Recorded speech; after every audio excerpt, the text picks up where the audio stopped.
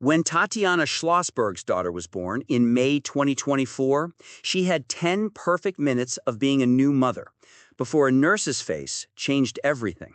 The blood test results were catastrophic, and within hours, the healthy 35-year-old who'd swum a mile the day before while 9 months pregnant was being told she had one of the rarest, deadliest cancers known to medicine. But here's what makes this story absolutely devastating. She published her terminal diagnosis exactly 62 years to the day after watching archive footage of her grandfather JFK being shot in Dallas, adding yet another tragedy to America's most cursed family. And the treatment keeping her alive? Her own cousin just became health secretary and immediately started destroying the research funding that's giving her these final months with her children. Tatiana Schlossberg dropped a bombshell Saturday in The New Yorker, revealing doctors have given her less than a year to live after diagnosing her with acute myeloid leukemia, featuring a mutation so rare it appears in under 2% of cases. The genetic anomaly is called Inversion 3, and it's basically a death sentence. Doctors discovered the cancer within hours of her giving birth, when routine blood work showed her white blood cell count had gone completely haywire. Her doctor noticed the abnormality and immediately moved her to a different floor for emergency testing. What should have been the happiest moment of her life, holding her newborn daughter, turned into the beginning of a nightmare she's been living for 18 months. Schlossberg wrote that she couldn't believe doctors were talking about her when they delivered the diagnosis. She'd swum a mile in the pool just 24 hours earlier, massively pregnant, feeling strong and healthy. She wasn't sick, didn't feel sick, and actually considered herself one of the healthiest people she knew. The diagnosis blindsided her completely. This type of aggressive leukemia typically attacks older patients, and doctors kept asking if she'd spent significant time at ground zero in New York City after 9/11, searching for environmental causes. She hadn't. There was zero explanation for why this ultra-rare cancer had chosen a young woman in peak physical condition who just successfully brought new life into the world. The treatment she's endured reads like a medical horror story. Multiple rounds of brutal chemotherapy, 2 separate bone marrow transplants, and participation in 2 different clinical trials trying to keep her alive. She spent 5 weeks at Columbia Presbyterian immediately after her daughter's birth, unable to hold or care for her newborn, while doctors fought to get her blast cell count low enough to begin chemotherapy at home.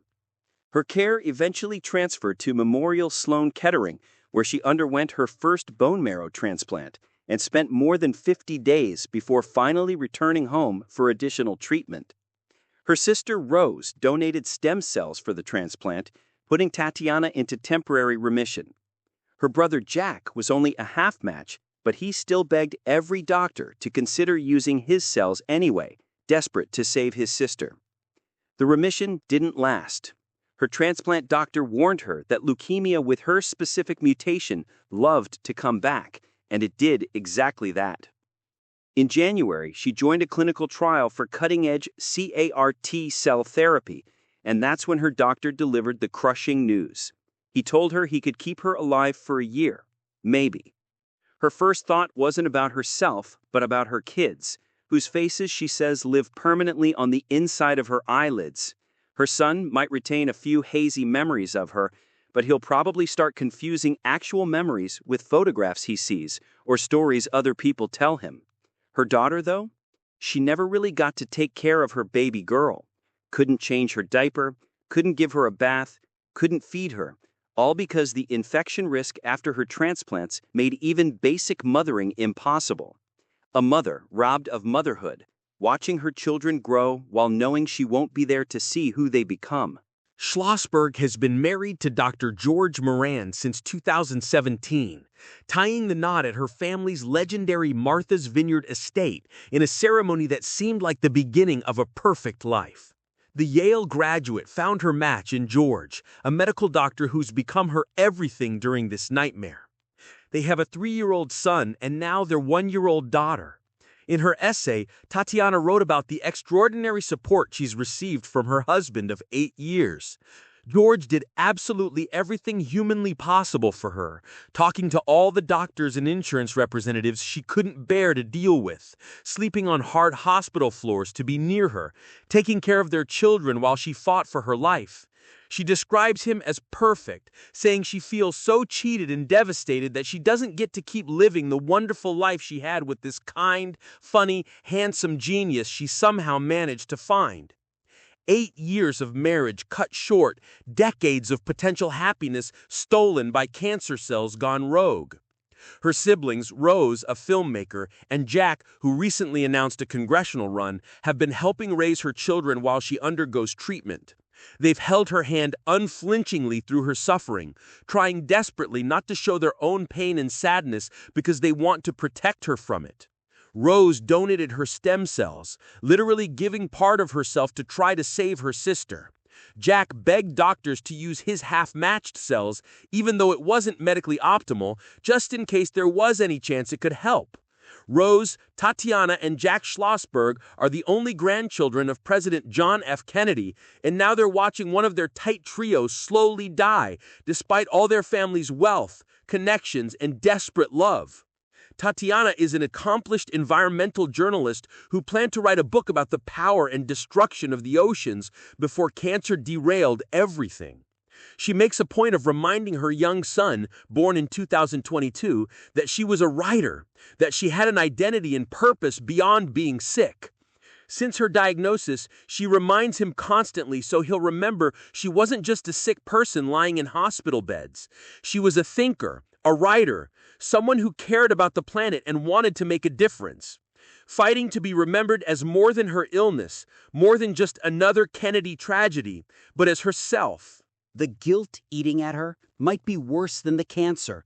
She wrote searingly about feeling responsible for adding yet another tragedy to the Kennedy family's already devastating history. Her whole life, she's tried to be good, to be the perfect student and sister and daughter, to protect her mother Caroline and never make her upset or angry. Now she's adding a new catastrophe to their lives, to their family's cursed legacy, and there's absolutely nothing she can do to stop it.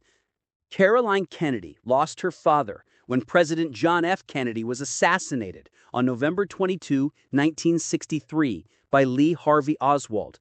Tatiana published her cancer essay exactly 62 years later, on November 22, 2025, the anniversary of her grandfather's murder. Caroline also lost her uncle Bobby Kennedy when he was shot and killed in 1968 while campaigning for president. The Kennedy curse runs deep and bloody. Robert F. Kennedy Sr. was assassinated 5 years after JFK. Caroline had 2 siblings who died in infancy. Her only surviving brother, JFK Jr., died in that horrific plane crash in 1999, along with his wife and sister-in-law. Tatiana's grandmother, the iconic Jacqueline Kennedy Onassis, died of cancer in 1994 from non-Hodgkin lymphoma at just 64 years old. In 1973, Edward Kennedy Jr. lost his right leg to osteosarcoma, a vicious form of bone cancer. His father, Senator Ted Kennedy, died of brain cancer in 2009. The Kennedy curse isn't just assassination and plane crashes and political scandals. It's cancer, systematically destroying generation after generation, taking brilliant lives decades too soon. Here's where this story takes an absolutely infuriating turn that makes it even more tragic. Schlossberg described going through her treatments while watching her cousin Robert F. Kennedy Jr. get confirmed as Secretary of the Department of Health and Human Services. She called his independent presidential run mostly an embarrassment to her and the rest of her immediate family. During her CAR-T treatment, a revolutionary method developed over decades with millions of dollars in government research funding, RFK Jr. was being nominated and confirmed to lead HHS. His nomination and confirmation flew in the face of logic and basic common sense, according to Tatiana. She spent a significant portion of her essay writing about her family's absolute dismay regarding her cousin's new position. He immediately cut nearly $500 million for mRNA vaccine research and slashed funding from the National Institutes of Health. Hundreds of NIH grants and clinical trials were canceled overnight. The very research keeping her alive, the trials giving her a chance at more time with her babies, being systematically destroyed by her own family member who thinks he knows better than actual doctors. The physicians at New York Presbyterian Columbia University Irving Medical Center, where she received treatment, didn't know whether they'd be affected after the Trump administration stripped Columbia of federal funding. Suddenly, the healthcare system she depended on felt strained and shaky. The university later negotiated a deal with the administration to restore the funding, but the damage and uncertainty had already spread. She wrote about worrying that millions of women might not get the care they deserve after she received misoprostol to stop her postpartum hemorrhage. Because that drug is part of medication abortion protocols, it's currently under FDA review at her cousin's urging. The medication that literally saved her from bleeding to death after giving birth might be taken away from future mothers because of Bobby's crusade. She worried constantly about funding for leukemia and bone marrow research at Memorial Sloan Kettering, about the clinical trials that represented her only shot at remission being canceled. Early in her illness, when she had that postpartum hemorrhage, misoprostol stopped the bleeding and saved her life. Now, at Bobby's insistence, the FDA is reviewing whether women should have access to it. Her words represent perhaps the most charged entry into the ongoing Kennedy family feud, and definitely the most emotionally devastating. This isn't abstract political disagreement anymore. This is life and death. A dying woman watching her cousin tear apart the medical infrastructure, giving her precious extra months with her children. After one particularly brutal hospitalization, she had to learn how to walk again and couldn't physically pick up her kids. Every milestone stolen, every moment of motherhood robbed by cancer, while RFK Jr. stands on stages promoting anti-vaccine conspiracy theories and gutting medical research budgets. Tatiana mostly focused her essay on family, on how she's going to miss living life with her husband, on what will happen to her young children growing up without their mother. She ended by reflecting on her kids and trying to create final memories with her daughter. Mostly, she tries to live and be present with them now, but being in the present is harder than it sounds when you know you're dying, so she lets the memories come and go like waves. So many of the memories flooding her are from her own childhood that she feels like she's watching herself and her kids grow up simultaneously. Sometimes she tricks herself into thinking she'll remember these moments forever, that she'll somehow remember them when she's dead, but obviously she won't. Since she doesn't know what death is actually like, and there's nobody who can tell her what comes after, she'll just keep pretending. That final, devastating line cuts deeper than anything else in her 5,000-word essay. A 35-year-old woman pretending she'll remember her children after death because accepting that she'll simply cease to exist while they grow up without her is too agonizing to face. She's frantically trying to create enough memories in whatever time remains that her son won't completely forget her face, her voice, the way she held him. She's desperate for her daughter to somehow know the mother who couldn't perform even the simplest acts of care because cancer and its brutal treatments made touching her own baby daughter too dangerous. Acute myeloid leukemia starts in bone marrow and rapidly moves into blood, according to the American Cancer Society. Schlossberg's specific subtype, an inversion of chromosome 3, is listed as an unfavorable abnormality of AML, medical terminology for basically a death sentence. The rarest form of an already viciously aggressive cancer, attacking a young, healthy woman who'd just given birth, giving her under 2% odds of survival from the very beginning. Medicine has made incredible advances treating cancer, but for Tatiana Schlossberg and her exceptionally rare mutation, those advances simply aren't enough. Publishing this essay on November 22nd, exactly 62 years after JFK's assassination, adds another unbearable layer of tragedy to an already devastating announcement. Her grandfather was shot dead in Dallas at 46, his presidency and life violently cut short. Now his granddaughter faces her own premature death at 35, not from a bullet, but from her own cells turning traitor. The Kennedy family gathers once more to mourn, to support, to helplessly watch another brilliant light extinguish far too soon. Caroline Kennedy, just 5 when she lost her father, now watches her daughter die slowly from cancer, utterly powerless despite all the family's money and influence and connections to stop it. The contrast between Tatiana's private fight for survival and RFK Jr.'s public war against modern medicine creates almost unbearable irony. While she undergoes cutting-edge CAR-T therapy developed through decades of government-funded research, he slashes that exact funding.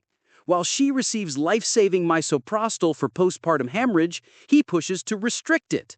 While she depends on clinical trials for any hope of extending her life, he cancels hundreds of NIH grants and studies. Her essay isn't just a cancer memoir, it's a desperate cry from inside the healthcare system her cousin is actively dismantling. Tatiana Schlossberg won't see her daughter start school, won't teach her son to drive, won't attend their graduations or weddings or meet grandchildren. She won't finish her ocean book, won't grow old with the husband she calls perfect, won't live the beautiful life she just begun building.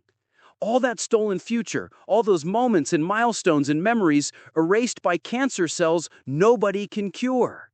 Her children will know their mother only through stories, photographs, and maybe a few fading early memories. And woven through all that loss is the added tragedy that the research that might have saved her, the trials that could have given her more time, are being destroyed by her own family member who thinks he knows better than the doctors who've devoted their entire lives to fighting diseases exactly like hers.